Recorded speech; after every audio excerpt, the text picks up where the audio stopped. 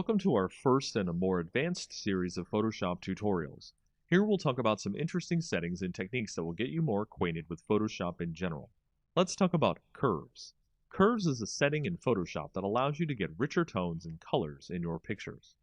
To start, we've opened up our usual coffee image here, and we'll click on the Image drop-down, then Adjustments, then Curves.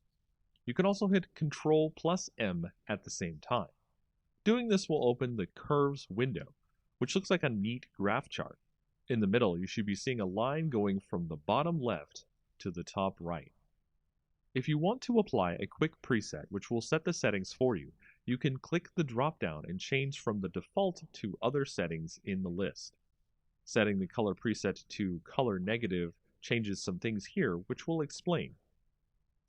As you can see, the individual values on the chart have changed. The original black line is still the same, but each individual color has changed. This is a permanent way to change the values of the image, but if we wanted to make it something a little less permanent and tweak the settings as we edit our image, we can make a new layer by going to Layer, New Adjustment Layer, and then Curves. This will allow us to have our own layer that we can edit the properties of in the Properties window. So over here in our Properties window, you can see that we can edit our curves just like the image edit we were doing before, but it is not permanent as we can hide or unhide the layer using the I button next to the layer. So the main thing to take away from curves is reading the histogram and placing points. We can place points on the histogram so we can change the color changes anywhere in the image, based on the dark spots or the lighter spots of the image.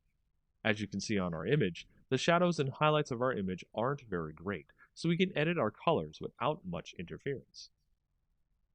So if we put one point in the middle, one point on the end, and one point on the beginning, we can change the colors and alter them in subtle or more advanced ways.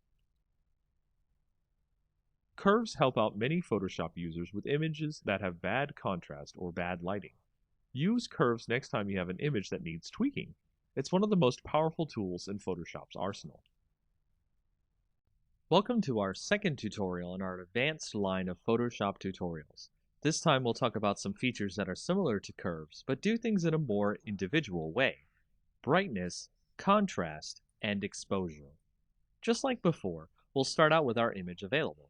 As before, we could alter the image from the Image drop-down and brightness and contrast under the adjustments, but we'll create a new layer using Layer, New Adjustment Layer, then Brightness and Contrast.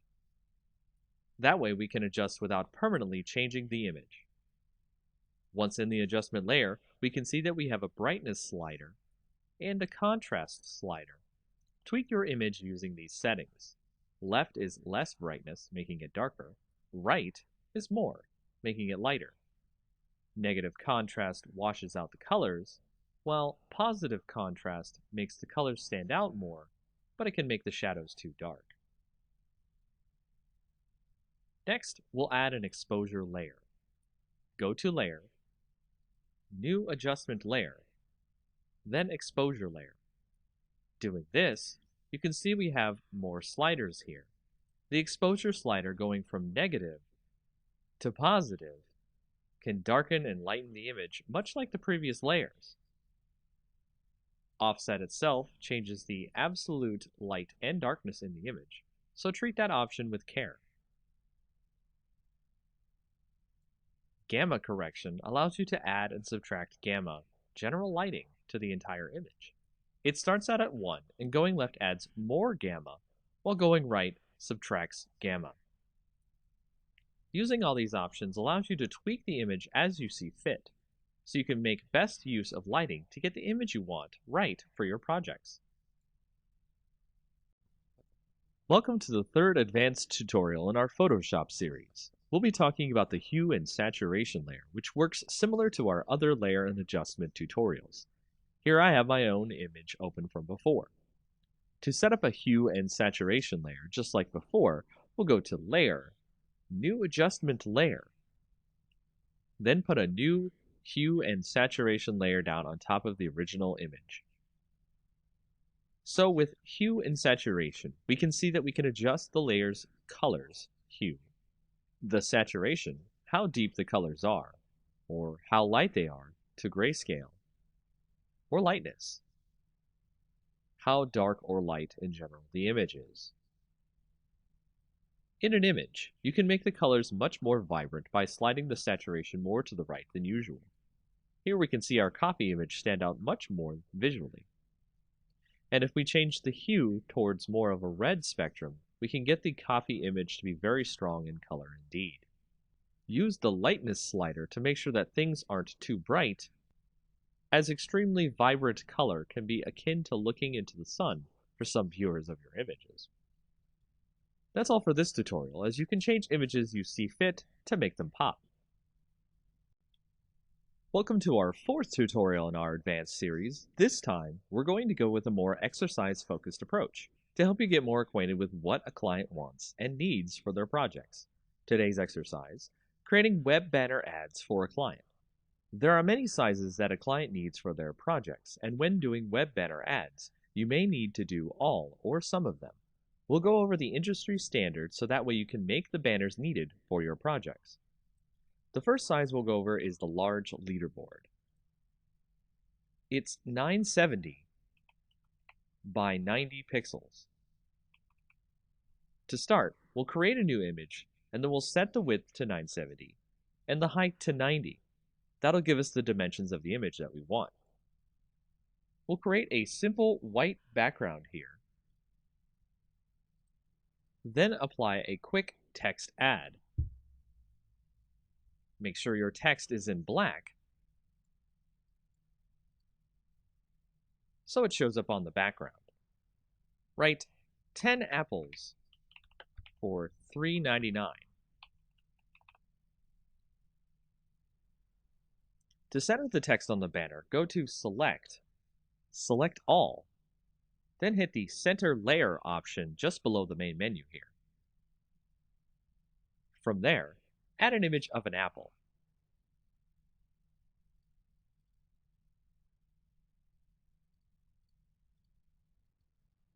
Here I've added a quick image of an apple I found on the net to both sides of the banner to give it more of a friendly look.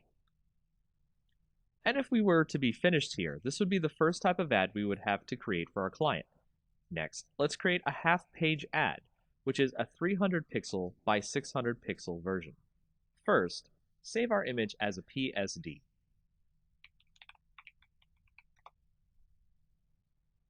Now, change our image to a 300 by 600 canvas. Go to Image, Canvas Size, and change the inches drop-down to pixels. Here, type in 300 width, 600 height. You'll notice our apples and text is now strangely off screen, and our background isn't fully white. We'll fix all of that and show you how to continue to make other sizes of ads. If you notice, the apple images aren't exactly gone. They're just off screen to the image's canvas. Let's bring those apples back to the top and bottoms of our image now. Then, let's use the paint bucket icon on the left and fill in our white background again. Remember to click the correct layer, which should be the first layer in your order.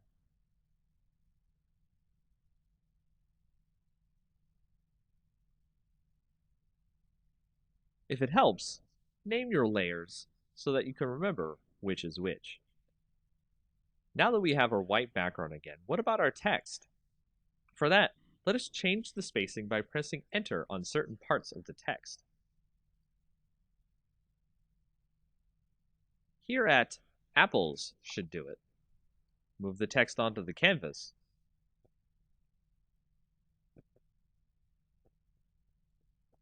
And resize the text as necessary. For vertical text, I like to use centered text under the Paragraph tab of the font properties for a more pleasing aesthetic.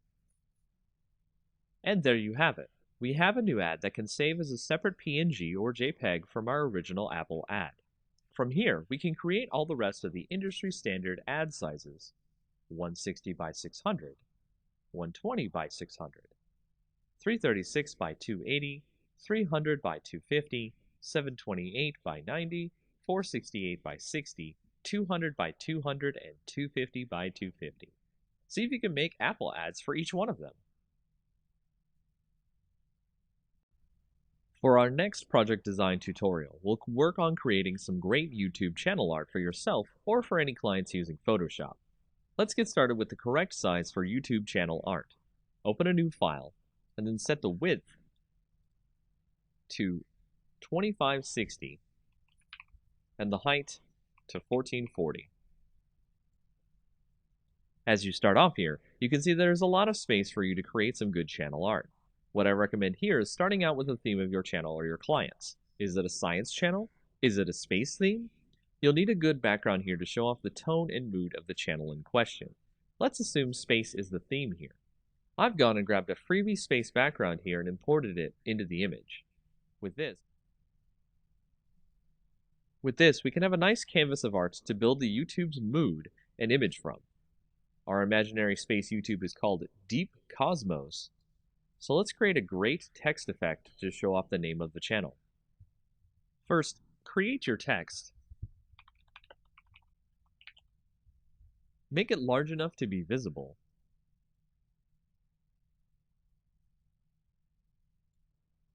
Then set the color by clicking the color part of the properties window and clicking a part of the image.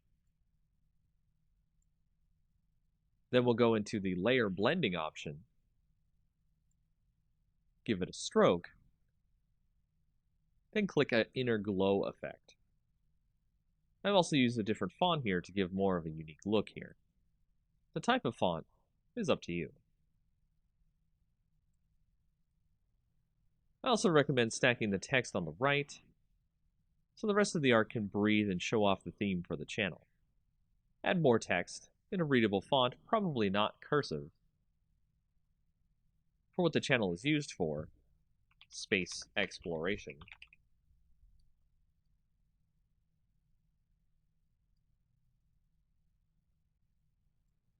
Any extra social media links. I'd not use any more than 2 fonts on your images as well, as it is a design error to use too many different fonts. And this will create a very basic YouTube channel art that will evoke a great wonder about what the channel is based around, and draw viewers in with its great visual design. In our next project design tutorial, we'll go over how to make a Facebook ad. Facebook ads are similar to the industry standard ad designs, so we'll go over the basics really quick and then design an ad in a standard size. Single ads are the easiest type to do, as the other options Facebook gives you for ads are multiple image ads, video ads, and a few more. As before, we want to open a new image with the correct size. The standard Facebook ad size is 1200 pixels by 618 pixels. Let's open an image with this size now. From here, we'll create an image that really pops for our audience. Let's say we're creating an image for a seafood company. Let's go grab an image of some great lobster dinner. On top of that, you want to make the image have something that stands out for your audience. So adding some text that implies the dinner is irreplaceable or you can't find it anywhere else is to create that type of rarity that clients want their products to have. This is not necessarily true of every ad you make, but a nice quip or message about the product you're advertising will help with the ad. We'll add that in, and then we'll touch up the image by adding a quick inner glow filter, and adding more of a vignette look by adding a dark glow, but only around the inside edges of the image. After that, you're done and ready to continue making more ads for Facebook pages. These are the ads you typically will see in Facebook feeds. In this project design tutorial, we'll go over how to make a Facebook cover page. Facebook cover pages are similar to our YouTube cover pages in that you can make them as expressive as you or the client wants. As before, we want to open a new image with the correct size. The standard Facebook cover size is 851 pixels by 315 pixels. Let's open an image with this size now. From here, we'll do as we did before and create something a little more exciting like our YouTube cover image. Let's make this one about science and grab a picture of a laboratory background. Make sure if you use images, you get them from approved sources. No one wants to use copyrighted images in someone else's project.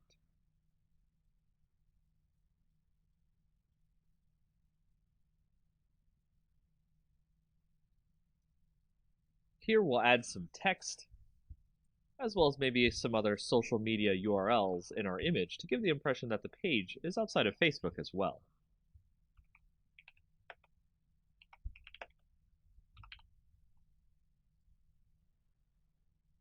Once you've got the look right, it's just as simple as a YouTube cover page. One more thing, if you want to get the ratios right for mobile, make an image that is 640 pixels wide by 360 pixels tall. After that, it's really easy to make more cover pages as you see fit, as well as make sure to save everything as a PSD, so you can edit the cover page in case there's errors. Facebook also accepts PNGs for cover pages, so don't worry about compatibility too much. One of the best ways to make a stunning image that allows the viewer to get the message and the image tied together in a beautiful way are quote images. These are the type of images that you see with words overlaid or cut out of the image to make it look more like art than just text on an image. To show you how to create this image that I have here, let's start with a generic background so we can make something stand out. I went and I found a picture of a pile of leaves. This will be our base that we'll use to create the image. The words that we create will go into the leaves to look like they're coming out of the leaves. To start, I'll write the words life. It's never too late to jump in over the leaves itself. Doing so creates the usual text over image effect, which is fine on its own, but we want to make the words look as if they're underneath the leaves or coming out of the leaves. To do this, let's create another background layer copy on top of the text. And we can drag the opacity down enough so that we can see the words behind it. Doing this will allow us to see what leaves overlap onto the letters, and we'll begin extracting the letters using the Quick Selection tool. We'll do this so it has some of the leaves on top to make the letters look good and buried. This is the most time-consuming process of this effect, as again, you want to make it look like the leaves are laying on top, so take your time to get the leaves to look good. Next, you'll want to create a layer mask after you've selected your leaves on your background layer copy. Click the new Layer Mask button. Change the opacity back to 100%.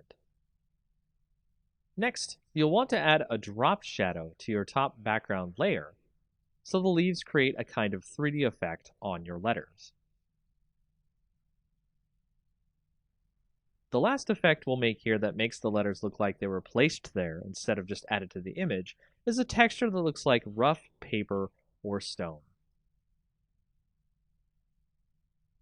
Do this through the Pattern Overlay effect. Change the opacity just down to about 20%. This will allow the text to look like it was placed into the leaves instead of our viewer thinking we added them manually. And that's it for this effect. It's a simple one that really makes some images pop and gets some great views. Welcome to our next introductory tutorial for Photoshop. Today's topic is about the healing brush and the spot healing brush. We'll be using it to show you how you can touch up blemishes on a photo. This is great for touching up photos of friends, family, and other things you need to make look good. We'll start by taking a photo of someone having blemishes on their face and opening it in Photoshop. Doing this will allow us to have something to work with to show off the healing brush. If we select the healing brush here on the left, with the nice bandage icon on it, you can see that we have options up at the top. Sampled is what you normally want to use for your restoration of your faces and such in your blemished images. Using this, we'll hold the Alt key and click on a spot we want to use as a basis for healing the image. Once we've done that, we'll heal a spot here, and you can see that the brush has figured out what to use nearby to make the healing effect of the brush take place. If we continue, We can remove all the blemishes, and it's a pretty amazing tool. Another way we can do this is, of course, with our spot healing brush, which will do something akin to the selection tool and automatically come up with what you want to heal. At the top are our options. We can do proximity match, which will use what's around the spot you want to heal to fix, create texture, which will create a mix of textures from around the image and is generally not good for face touch-ups. Content aware will try to guess based on what's on the layer itself and what seems appropriate here. Proximity match is actually one of the best options, and you'll see that it tries to fit the fixes in where it can. So be careful with your healing, and have fun making faces and other things look great. Smart filters are one of the most powerful features of Photoshop. We'll start this tutorial by showing you how we can make a smart object, add a filter to the image without it being permanent, and show you the power of smart filters that way. We'll start by opening this image of flowers here, and you can see that we have a great setup of a butterfly and some flowers. What we want to do is convert this image into a smart object, and all we have to do is right-click on the image and then click Convert to Smart Object. Doing that will set us up for any filters we want to add to this image, and it can be quite addicting to add filters and mess with the image. So let's try to isolate the butterfly here from the rest of the image. What we want to do is go ahead and go to Filter, then to go to Texture, and then Stained Glass. We'll fix the stained glass texture so that it looks smaller and looks good. We can see our butterfly in the back there. Next, we'll draw a nice quick selection around the butterfly. This is what we want to remain, and the rest stay in the stained glass filter. Last, we'll press Ctrl-I, which will put all the selection in black and allow us to see the butterfly. From there, we can tighten the mask around the butterfly so it looks like it's floating above the stained glass.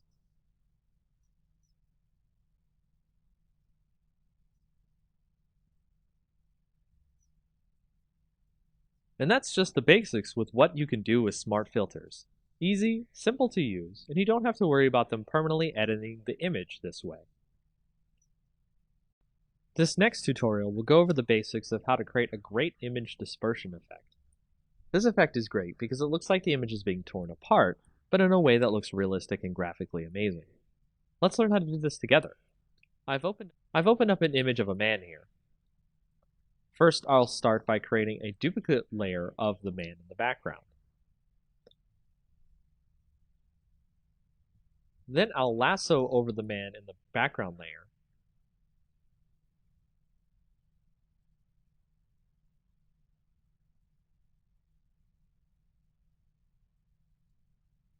Right-click, and then do Fill.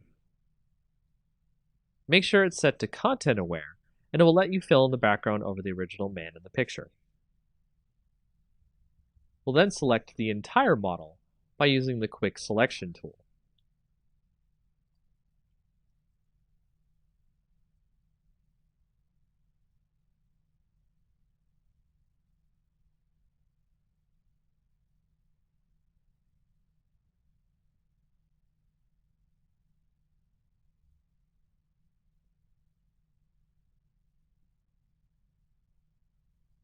From here, depending on your Photoshop client, you can use Refine Edge or Select and Mask and give more of a refined edge to the hair on the model, so we can pick up individual hairs and outlines.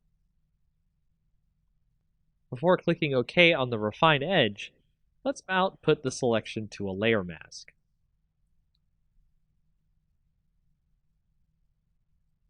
Now you can see the model is on a separate background. Let's duplicate the layer now. Then apply the mask we made from the previous layer. I'll rename this layer to the dispersion effect. Then I'll make a duplicate of this layer and rename it to man. Now I'll select the dispersion layer, then select filter, then liquefy. Next, I'll warp the model using the forward warp tool, so we can make sure we can have a nice canvas for our effect later. This will determine the size of the dispersion effect. Take your time with the liquefy, then when you think you're done, hit OK. Now we'll make another mask, which we'll do by hitting Alt before clicking the new mask button, the little circle in a rectangle, so we fill the mask with black. This way, our dispersion effect is hidden until we need it. Before we continue, make the original background layer with our picture of our man hidden, so we can edit effects in. Now on our layer called Man, we'll make a new mask with no black filled in, so just click the new mask button without holding any keys down. Once we've done that, make sure you're on the Man layer's mask. Make sure your brush is set to black for the foreground color.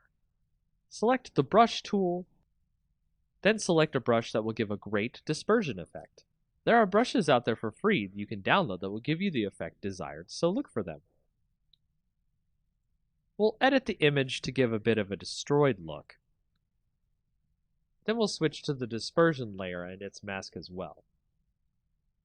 Switch the color to white, and start masking in, uncovering, the warped layer we did earlier. This will give you the effect of a dispersion going onto the image and looks really great. Experiment with this feature. It will allow you to create some really interesting images. Welcome back to our next tutorial in Photoshop, where we'll go over how to do a double exposure effect. A double exposure effect is how we'll blend two images together to make an interesting art project pop. Perhaps your client or project will want you to create some striking images here, and doing so through Photoshop, you will definitely wow the viewer of this image. Starting out, let's pick two images that we want to blend together. Here I'll blend an image of a beach ball with an orange. The idea of playing volleyball with a giant orange is pretty hilarious, don't you think? To start blending these two images together, I'll take the image of the orange, use the Quick Selection tool, and select the whole orange. Once I'll do that, I'll copy the orange selection into the image of the volleyball. As you can see here, the orange is way too large to be able to be blended with the volleyball. I'll need to scale the orange down to size. To do this, we'll need to make a copy of the volleyball layer to start off with. Drag the layer and make sure it's the top layer over the orange. Set the opacity to about 50%. Then we'll shrink the orange to about the same size of the volleyball. Do this by clicking the link icon up near the width and height. This way, with the opacity, we can see exactly what size we need the orange at.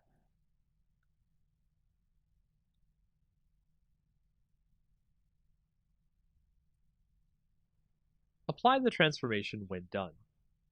Next, we'll create a layer mask by clicking on the orange. Control-click the image to select all. Then move to the volleyball layer and click the New Mask button at the bottom. Once we have that mask, we'll make a copy of the orange layer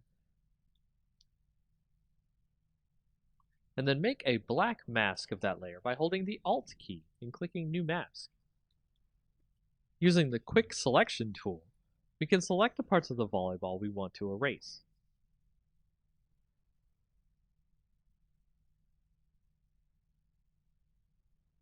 Once we've gotten the image the way we want, you can see that it has this great dual blend effect of having a volleyball that looks like a huge orange.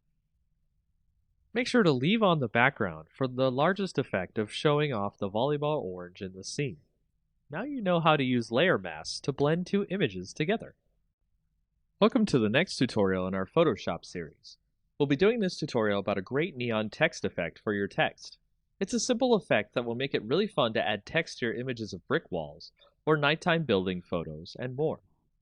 First, we'll start out with a brick wall image. Any brick wall image will do, as we will put our text over it and make it glow. Let's add some text now to the image and write neon, probably in a cursive font of some kind. Make sure the font size is large enough to fit into the middle of the image. Next, we'll add a hue and saturation layer to the image, so select the background layer, then go to Layer, click New Adjustment Layer, and then Hue and Saturation. Set the saturation to pretty low, and the lightness as well, but not too dark. We want it to be bright enough that we can see the brick wall. Next, create a new layer which we'll call Clouds. You could do this, of course, by clicking the New Layer button at the bottom, which looks like a new page. Here we'll add clouds to the layer by clicking Filter, then Render, then Clouds. Create a black layer mask on that cloud layer by Alt-clicking the New Layer Mask button. Make sure your clouds layer is set to divide on the layer mode here. Let's use our brush tool here to uncover some clouds. Set the foreground color to white. Make sure the layer mask is selected. And set the opacity of our brush to about 50%. Make sure your brush hardness is also 0% as well. Once that's done, uncover some clouds behind the neon word.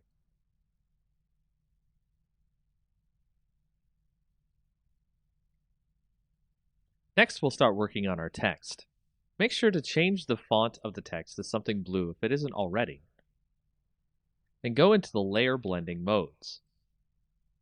We'll add a bevel and emboss effect to the text, making sure the style is inner bevel. The technique is smooth. The depth 185, the direction up, the size 3, and the soften 16. We'll also add an inner shadow effect, where the blend mode is multiply, the opacity 40%, the distance 5, the choke 0, and the size 5. Then we'll add an inner glow effect, where the mode is screen, the opacity 75, the noise 0, the choke 0, and the size 8. Make sure to make the technique here source center. Then hit OK. Create a duplicate layer of that text. Put it below the top layer of text, then convert it to a smart object. Add a Gaussian filter using the Filter dropdown, Blur, then Gaussian Blur. Set the radius to about 11 pixels. Now we'll create the wire that the neon sign is connected to the wall by creating a new layer above the clouds layer.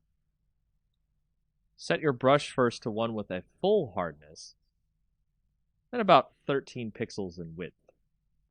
Use the pen tool here on the layer and click and drag out a line across the layers here in a curvy wave. Right-click on the line and click Stroke Path. Make sure the Simulate Pressure option is turned on. Right-click the path, then click Delete Path. We'll add a blending layer effect to the line, bevel and emboss. Make sure that the depth is 245, size 0, and soften 3. Lastly, we'll add a more soft blue glow to the clouds in another layer. Add another layer on top of this layer, then switch to a soft brush with no hardness, with the size close to the size of our letters. Set the opacity to about 63%. Brush in some blue.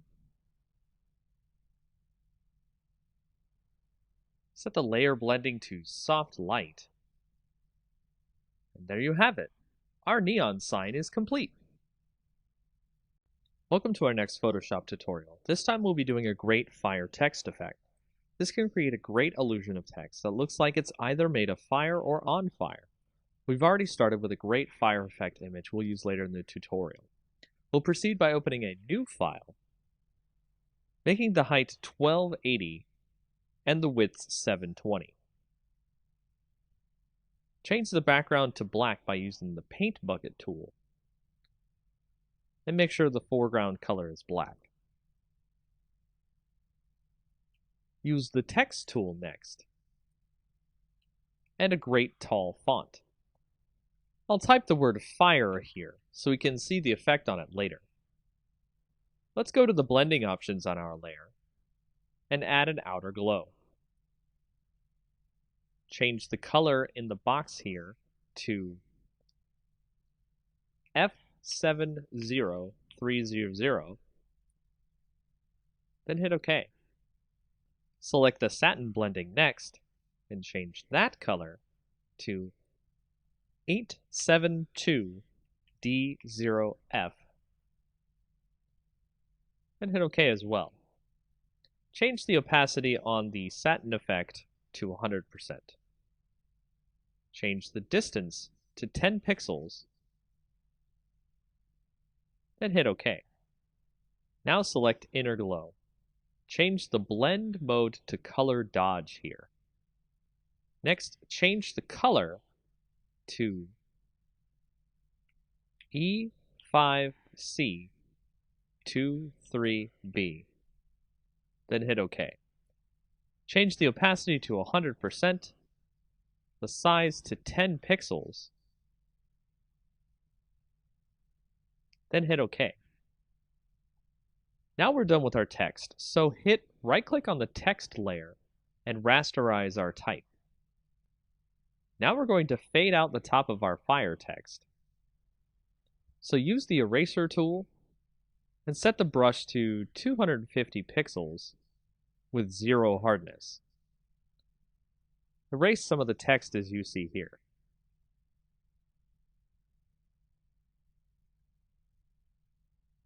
Now we'll go up to Filter, Distort, then Zigzag. Set the amount to 4 and the ridges to 4. Make sure the style is set to Pond Ripples and hit OK. Now we'll select our fire image we've opened and copy that into our text image we're working on. Position the fire image over our text, then we'll switch over to the Channels tab here next to our layers. Hold Ctrl and click the green layer to load a selection of the areas of fire in our image. Head back to the Layers tab, then press Ctrl J to make a copy of the selection we got from the Channels tab. Delete our original fire layer. Here I'll rename the layer Fire Main to stay organized. We'll move the fire around to wherever we like in the image. From here, we'll resize the image to fit over our text, then duplicate the layers so we can make more fire effect on our text. Be sure to resize, rotate, and erase edges of the fire around the text so it looks like the text is on fire realistically. And that's how you do this effect. In our next tutorial for Photoshop, let's create a great lens flare effect for our photos. Of course, you could use the lens flare effect in Photoshop, but it usually comes out pretty cheaply made and poorly well done. We'll go make our own effect and have it look great and professional. So we'll take our image of a sunset in the back here and add a new layer to the scene.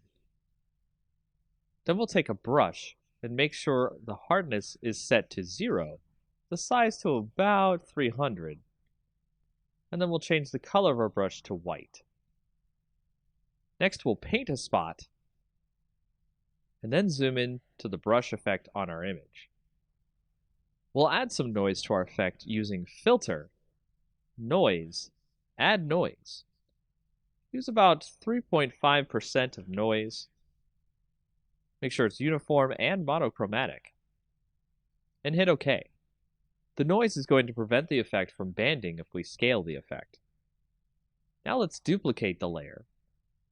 Through the right-click Duplicate Layer option, or you can use Ctrl J. We'll name the new layer White, and the old layer Orange. Next, we'll add color to the orange layer. Hide the white layer. Then go to Image, Adjustments, then hue and saturation. We'll color it by turning on the colorize option. Move the hue over to a nice orange and the saturation near 100%. You can make it a little lighter or darker if you'd like. Now we'll set the orange layer to a blend mode of screen. Then we'll set the white layer to a blend of linear dodge add.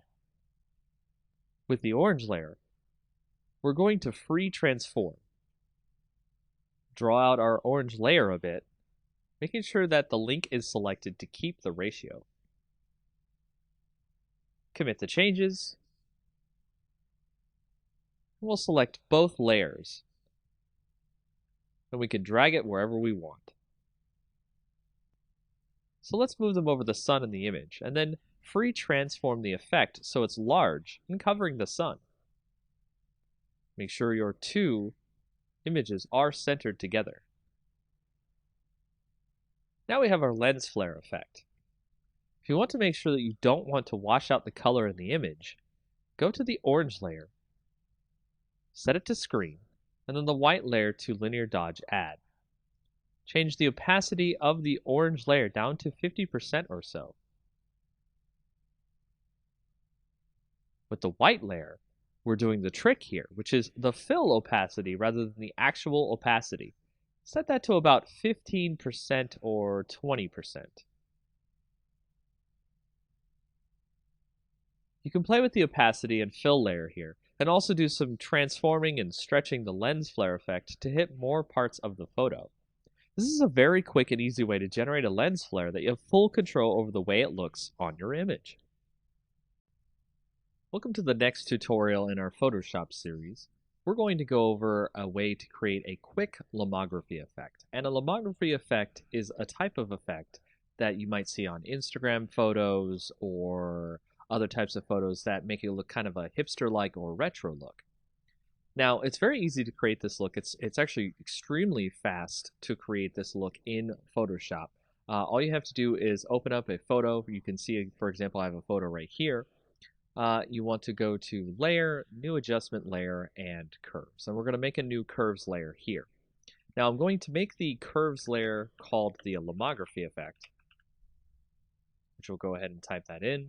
And you can see we've got a nice little layer that goes over our background. It also has its own layer, so that way we won't have to worry about making the effect on the image and not having it affect the image permanently.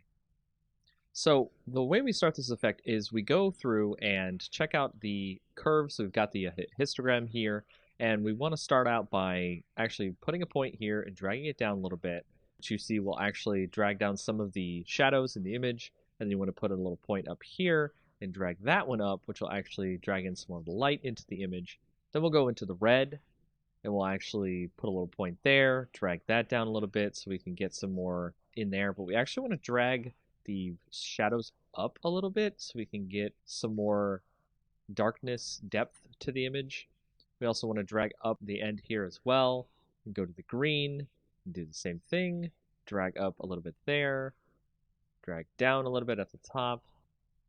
And then when we get to the blue, we'll actually do this a little bit different. I actually want to drag up on the previous one, and we actually want to drag down at the top here, which will actually add a lot of different blues to the image there. So if we go back to the original RGB, we can actually pull up the shadows a bit, because we want to create that kind of soft tone in the shadows as well. And by doing that, that allows us to create a great lomography effect. It's actually kind of overdone here. It's a little bit too much on the image. So if we go to the opacity, and when you turn the opacity down to maybe about like 50, 55, you can see that it has put itself over the image, and you can see a nice effect on your image that gives it kind of a hipster or retro look. And you can turn on and off the layer to see the difference in the image as we put the Lomo effect on.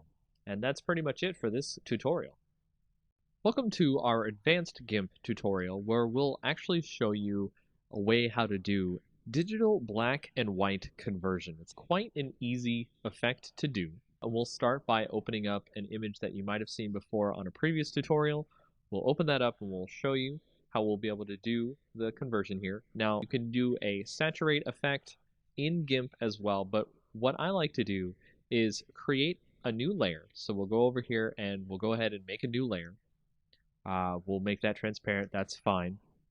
And from there, we'll also create a layer mask. So go ahead and add a layer mask to this layer. Make sure that it's set to white so it's full opacity. And you want to change this layer's mode to saturation. And by changing this layer's mode to saturation, you'll be able to change the opacity on the saturation on the layer. To get the saturation on the layer, you'll go over to the bucket tool and you will put in black on the actual layer itself. And this will create desaturation of the layer.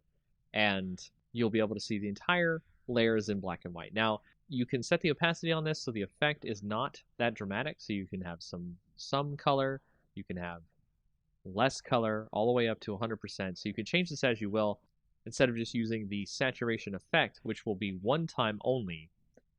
You can use this to great effect to choose the granular control over the black and white conversion effect. Now, what you can also do is with this and having the mask, you can go to the original layer itself, use the scissors tool, and you can pick out parts of the image you want to have in color itself.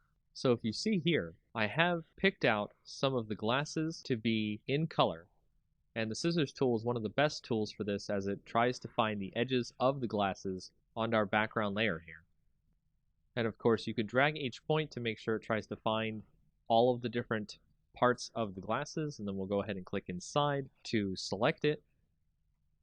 And if we do that and then go back to our layer mask for our saturation layer, we can go in there and we can select the brush tool, make sure it's set to black because we're going to be painting on the layer mask so we can make the color shine through.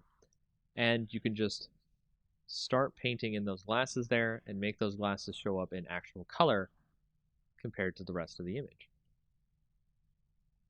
And that's just a very quick way of how to do digital black and white conversion in GIMP.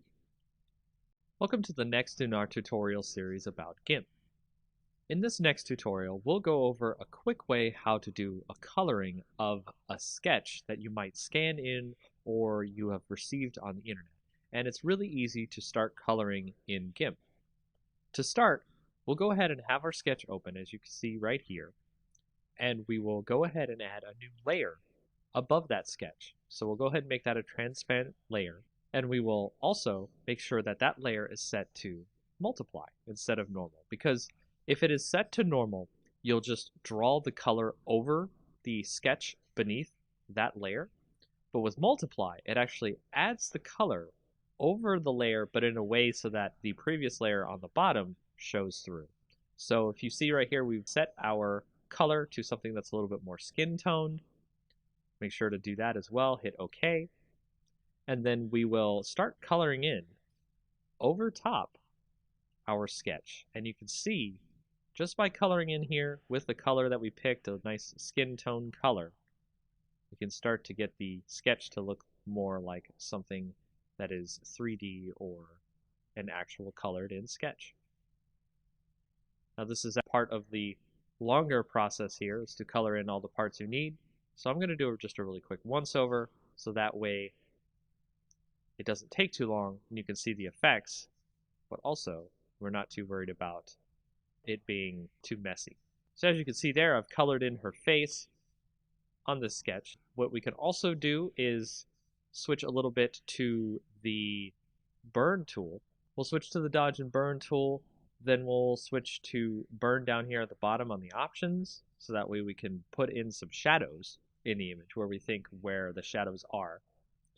And we can make sure to change your size of your brush. You can use that using the bracket keys on your keyboard. Left bracket, right bracket changes the size of your brush. And we'll brush in some shadows here on the image, right where the shadows seem to be. If you have a sketch that has the shadows on it, it makes it easier for you to burn in some shadows. And every time you click and burn in the shadows, it will stack on top of each other, so it will make the shadows darker and darker as you continue burning. Now you can see that there are lines here that we can easily tell between the color and the shadows. So from there, you can do a little bit of smudging, and smudging allows us to mix the colors together so that way they are not just lines on the picture. So we'll actually turn down the rate here of the smudging so that way it's not too obvious, and we'll start doing a little bit of smudging on the image here. You can make the lines turn into actual colors instead of very apparent as lines. And that is a very quick and easy way to get started with coloring in GIMP. Welcome to the next in our tutorials about GIMP. In this advanced tutorial, we'll show you how to do some tone mapping on the images that you might need to get some extra color or some extra different shadows and cool things that you would like to get on your photos. Starting out, what we'll do is take a picture right here. I've got a picture of a good night scene. We'll go ahead and start, is we'll create a duplicate layer of the night scene. And what we need to do is create a special enhancement filter called Advanced Tone Mapping. Now, this doesn't normally come with GIMP, so I recommend that you go find a plugin for Advanced Tone Mapping. It's very easy to find on the internet. GIMP itself has a repository of plugins that you're able to find Advanced Tone Mapping. And once you get that and install it into your GIMP plugin folder, you're going to go into GIMP and use Enhance Advanced Tone Mapping under the filters. Then that will show you a pop-up dialog window that you'll want to switch the copies of the merge layer. You want to make it about 5. Press OK. It'll create a bunch of different colors and make the whole thing look really good. From there, you want to right-click on the layer and click Merge Down. And just merge down until you get one picture, one layer. Next, you'll want to go up to the colors and do levels. And on the levels, you want to switch that to maybe about 94, 93, or 92 on the gamma. Press OK there so we can get that into our picture. The next thing you want to do is create another duplicate layer. And then on that layer, you want to click Colors, Desaturate. And from there, you want to actually have it at lightness. You can do luminosity, you can do average. You can see that it changes the different shades of gray. But let's choose lightness, click OK. And then you want to go back over to colors, click invert, and you'll see all the different colors inverted here. Then you want to go to filters, blur, Gaussian blur. And you want to set that blur to about, I think I want to do 20. 20 here seems fine. So now to blur the whole image, what we're going to do with this blurred image is we're going to switch the mode on the top layer here to overlay. And now you'll see it has overlaid onto our image down below. And you want to tweak this by using the opacity bar over here on the right. So we're going to set that to about 48, and then we will merge the layers down, and now you can see we have our new image that shows the different tone maps of color that are in our night sky image. And that's how you get some tone maps in your GIMP program. Welcome to the next in our advanced tutorial series in GIMP. In this tutorial, we'll show you how to remove noise from photos where pictures have been taken that have a lot of noise in them. And here you'll see we have started with a picture that has a bunch of noise in it, and we're going to remove the noise, and we can do this in many different ways, including going to the filter option, blur. We can do a regular blur, or we can do a Gaussian blur. And a lot of people like to use these blurs to get rid of the noise in the image. However, there is a better tool to get rid of the noise in images. It is an extra GIMP plugin that you can go find. Once you download that and put it into your GIMP program, you'll see it under your Enhance Filter options. and it's called Wavelet Denoise. And Wavelet Denoise will allow you to bring up this dialog box that produces a better algorithm to remove the noise from your images. And when you go into it, you can see a preview of the image and the noise that will get reduced. So you can move around and find where most of the noise is coming from. And then you can go down to the thresholds and you can turn up the amount of noise being removed from the image. And you can decide whether or not you want to have more or less detail left in the image. And you can also change how much detail can be conserved when you start applying the denoise filter to the image. And then you hit OK, and you can see that it has reduced a lot of the noise in the image, and you can tweak this as you like. And there are many other different ways you could do this, but this is probably one of the best ways to remove noise from an image to make it look a little bit better to your clients or to any projects you might have in the future. And that is a quick way of how to remove extra kinds of film grain or noise in your images in GIMP.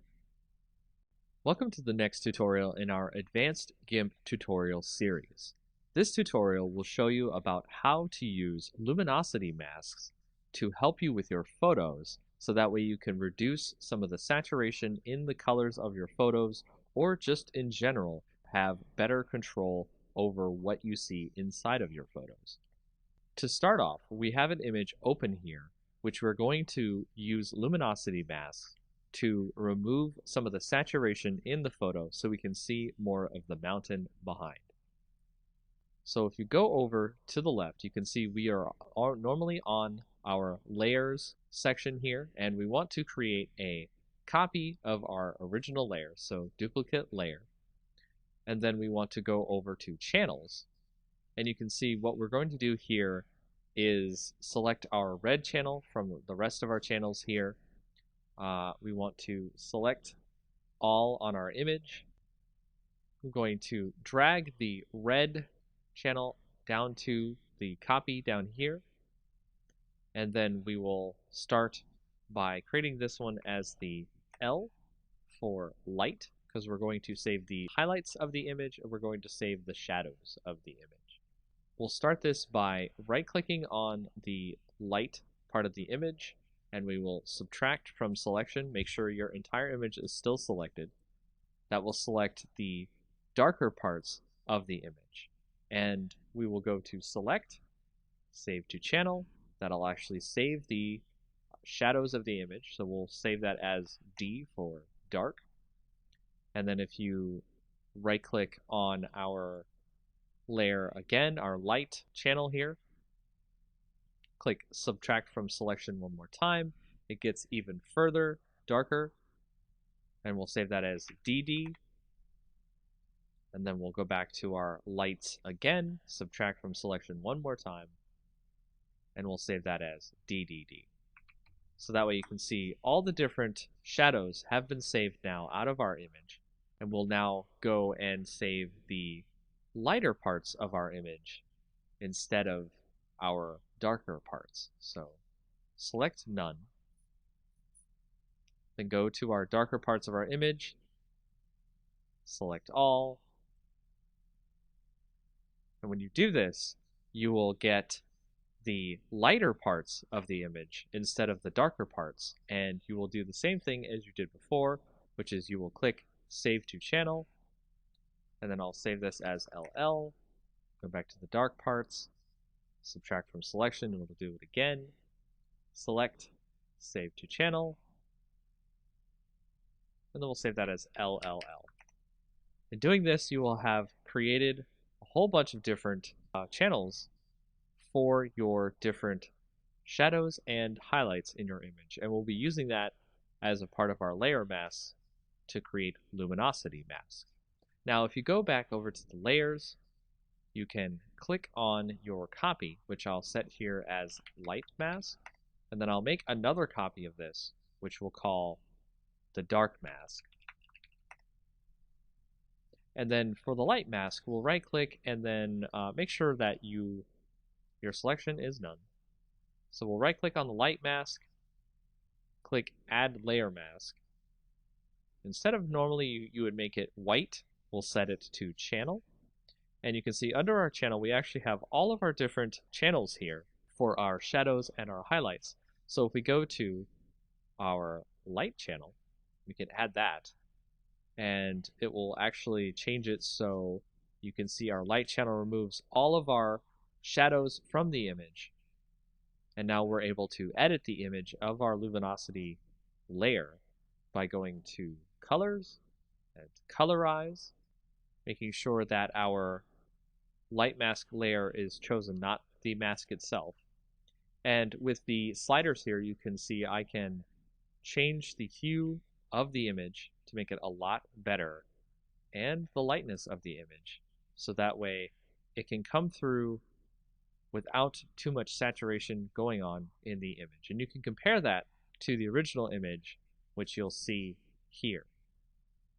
Saturation, removed saturation. And there's a lot more things you can do with luminosity masks in GIMP. Welcome to the next in our tutorials about GIMP. In this next tutorial, we'll show you how to create a contrast mask for your image. To create a contrast mask for your image, I've opened a previous image you may have seen on our previous tutorials here. To start with, we will create a duplicate layer of the image. Then on there, we will right-click, click Add Layer Mask, and you want to initialize the layer mask to a grayscale copy of the layer. Then, show the layer mask so we can see what we're looking at. Go over to Colors, Invert, and then you want to also give a filter, Blur, Gaussian Blur. And then set that to about 4 or 5 on the blur radius. Next, go back to your layer mask, click Show Layer Mask to turn it off, and there you can see we have our contrast mask on our layer. Now make sure to set your layer to overlay instead of normal, so that way you can see our contrast on top of our bottom layer in GIMP. And you can change the opacity, so you can change the contrast through this contrast mask in GIMP. And that's all you need to know about making a contrast mask in GIMP. Welcome to the next tutorial in GIMP. This is a very quick tutorial, part 1, about changing background color in GIMP. It's actually a very quick way to do this in GIMP, especially if you have an image that already has a background color you'd like to remove. So, the fastest way to change the color in your background is go up to Colors, Color to Alpha, and then you will see that there will be a color picker that you can pick down here, a little drop-down box from blank color to alpha, and then you can click on this little eyedropper here, click on the image, then go back to your color picker, press OK, and you'll see on the preview that it has removed the color from your background. Click OK there. The color will have been removed from your background. You may now add a new layer to your image. Make sure to have it as a transparent layer. Drag that layer beneath your current layer, which you removed your color by putting it into alpha. And then you can use the bucket fill tool to switch to any other color you'd like to add to your image. And that is the very basics about changing a background color in GIMP. Welcome to the next in our tutorials about GIMP. In this tutorial, we're going to show you how to change the background color in GIMP. This will be part 2 of our tutorials showing you how to change the background color. Another way you can change the background color in GIMP that is quite easy is go to your image, right-click, add an alpha channel if it doesn't have one already, and then from there you want to use the fuzzy select tool to select the part of the image you would like to delete to give ourselves a transparency. So you can see here it has selected all of the color besides the text itself, and if we were to continue from here, it would actually get rid of the background except for the other colors that we need to get rid of inside of the letters. To add the circles inside the text, you want to hold down the Shift button, which will add a plus symbol next to your fuzzy selector, and you can now add those bits inside the text into your selection. And doing so will allow you to delete all the parts of the image you want to get your alpha channel. So once you're finished there, just hit delete on your keyboard, and you'll see the background is now fully removed. And just like before, you can add a new layer with a transparency, put that below your current layer, and add a new color to your image by using the bucket fill tool. And that's another way about changing background color in GIMP. In our next tutorial in GIMP, we're going to show you what some of the blur filters can do to our images and add extra cool effects that might not be available elsewhere. We'll start by using our blur, Gaussian blur, motion blur, and pixelize blur filters, and that way you can see all the neat types of things you can do with your image. As you can see, we started with a bunch of duplicate layers of our original image and renamed them to blur, Gaussian blur, motion blur, and pixelize.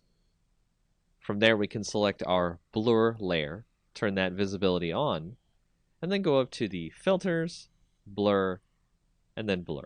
And it'll add a subtle blur effect to the image. You can see it on here. It's now much different from the original image. The details have been lost.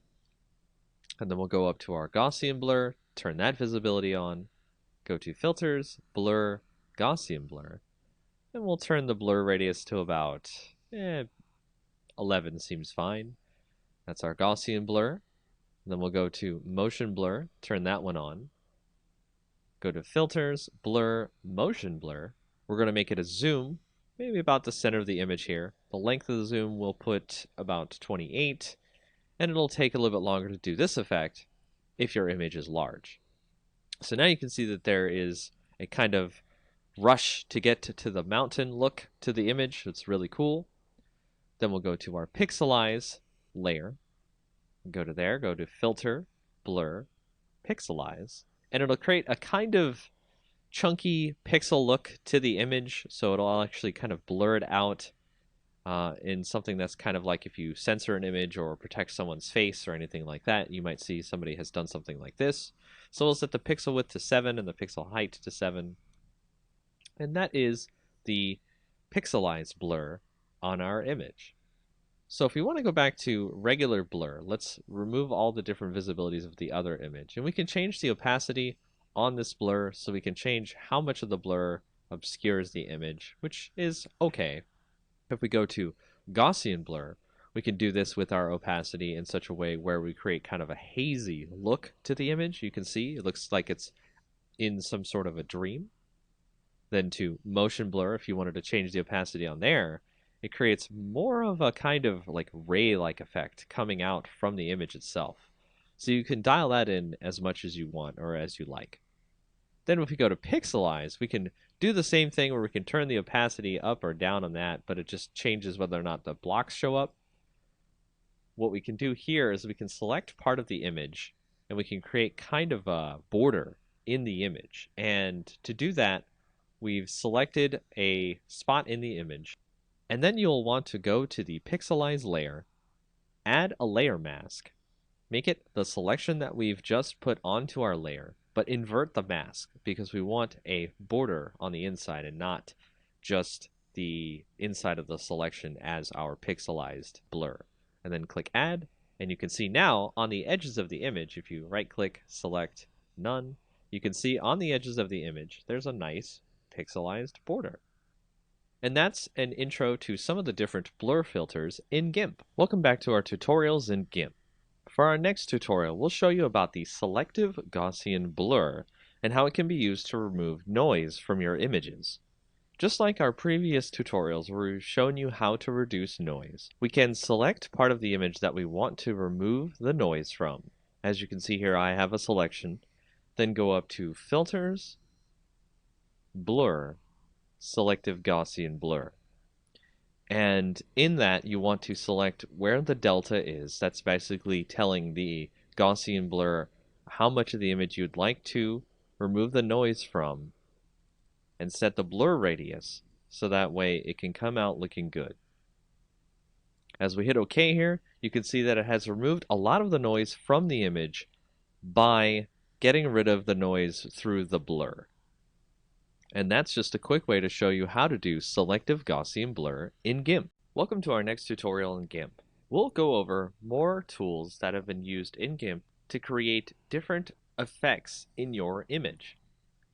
The tools we'll go over for this part of our tutorial will include the clone tool, the healing tool, the perspective clone tool, the blur and sharpen tool, the smudge tool, and the dodge and burn tool. Starting out with the clone tool, if you go to our image that you see here, it will not let you do anything with the brush until you hold down Control, click a source on the image, and then it'll use that source when you decide to paint on your image, thus duplicating the image as you paint over it. The next tool, the healing tool, allows you to heal parts of the image much like in Photoshop when you want to fix parts of your image that have blemishes on them or other various problems. Much like the clone tool, you have to set a part of the image that you would like to use as the basis for healing the rest of the image. And as we start moving through our image, it'll try to heal the image based on what's around it, as opposed to the previous clone part where it just copied whatever it was using the source as. For the perspective clone tool, we can modify the perspective of our image, not in a permanent way, but in a way that GIMP will use when we decide to clone the rest of the image later. By going to the perspective clone option in the tool options, we can now set a source that we'd like to clone from, say this corner up here where the perspective will be changed, and we can paint that into our image. And as you can see, the perspective of the image in the upper left is now in our bottom right at a very different perspective. The next tool, blur and sharpen tool, we can set to blur. And then on our image, we can start blurring out parts of the image as we need to. And then if you set that to sharpen, you can sharpen parts of the image as you need to. You can turn up the rate on this to increase the sharpen amount, so that way you do not have to sharpen more than once on an image. If you go to the smudge tool, this will use the colors around it and smudge them together so they become more of a blur with all the colors that are included when you start smudging. The next tool, the dodge and burn tool, allows you to dodge, which is lighten up the colors in an image, but also do burn, which allows you to darken the colors in the image, creating more vibrant color as necessary. And those are some of the more advanced tools you will use in GIMP. In our next tutorial of GIMP, we'll go over some of the color tools that you'll use on your images to change various parts of your image. Much like Photoshop, these are some of the main tools you will use to switch color balance, brightness and contrast, curves, and more. So to start off, we'll go to the Colors section, Color Balance. This is probably the main tool many people use to change the actual color in the image to something that they think is much more appropriate for the image in general. And as you can see, we can change these values to increase more of the color that we want to add to the image or subtract the color. And we can change the shadows, the midtones, and the highlights of the image. The next tool is Hue Saturation, which allows us to change overall the hue colors that are added to our image. So we can make it a green or a pink or what have you. We can change the lightness of the image, how much extra light is in the image, or if there's more shadows. And we can add more saturation of color to the image or make it more toward grayscale. With the Colorize option, we can do this in a more direct way, where it adds the color directly over all of the image. And of course, you can do this with the saturation and the lightness as well. With the brightness contrast, we can change the brightness to be less on the image, the contrast to be more, and vice versa. With the threshold, we can change what the image sees in terms of darkness or light. And for this, I would recommend using a layer mask so you can have something to blend over the image itself instead of leaving this as its own layer. With levels, we can go in and change the gamma on the image so we can reduce the gamma, make it darker, or add more gamma to make it lighter. With the curves, this is much like Photoshop where you have a histogram and you can set the points on the curves to drag down the shadows, increase the highlights, and change the way the image looks on a very granular basis. If you go to posterize, it creates an image that reduces its colors into various channels of colors. You don't see many colors if you go lower on the posterize level. That looks like it was created in older graphics editors. If you go to desaturate, we've been using this in a lot of our previous tutorials where we can desaturate by removing the colors from the image, and we can choose based on luminosity, the average, or the lightness in the image. And that is just a quick overview of all the different color tools you could use in GIMP. Welcome to our next tutorial in GIMP. In this tutorial, we'll show you how to use the Paths tool inside of GIMP. So go over and click your Paths tool here. And on the left in the tool options, you will see that you have the design mode, the edit mode, and the move mode. The design mode allows you to create points on your image that will create a path. To connect the paths together so that way you create a completed path, go to Edit once you are finished clicking on the last point for your path, and then click on the starting point of your path. That will complete your path. From there, you can move the path if you need to, and you can start doing a selection from the path or stroke the path if you need to. As a solid color pattern, you can set the pixels of the line, and so on. Another mode you can do with paths is you can create a new path where you can create a curvature to your path. And this allows people to create some very interesting and unique paths. To create this path, you must make sure that you have the polygonal option turned off. And that's a very basic way to use paths in GIMP. Welcome to our next tutorial in GIMP. Now, in our previous tutorials of GIMP, you may have asked yourself, how do I install those scripts, plugins, and brushes that I see on the internet for GIMP? For example, we actually had a filter earlier that we used called the Advanced Tone Mapping, and we actually had to install that into our GIMP plugins folder, and the Wavelet Denoise we also had to install. So how do you do that? Well, once you find the plugin of your choice, for example, when we had to get Wavelet Denoise, you can go into your folders for GIMP, usually under Program Files, GIMP2, and then you'll see the different folders you have for GIMP. If you go into the lib folder, then go into GIMP, then go to 2.0 or whatever the version is,